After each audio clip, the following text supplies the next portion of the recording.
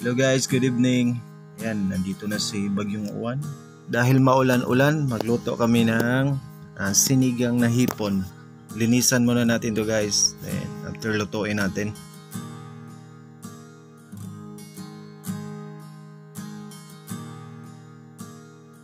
Kunin natin yung bituka. Ganito lang yung paglilinis guys. Di ba? Mabilis lang.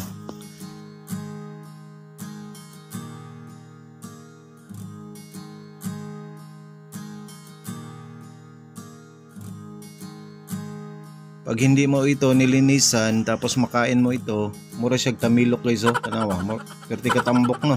Mo ni makaon ni mo ba? Ganyan lang kadali oh paglinis ng shrimp. Yan. Sus, kung makain mo ito guys, kung hindi mo ito linisan yung shrimp, tingnan mo, grabe ka tambok, mura tamilok. Sus, kalami sa sabaw. Sakto karon ba ulan-ulan. Ano sinigang na hipon. Muna itong sinan, puro bawang. Buttered garlic. Buttered garlic daw si Mrs.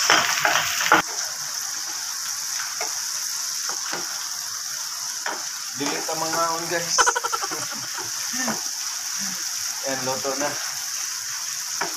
Dirat ang mga on na.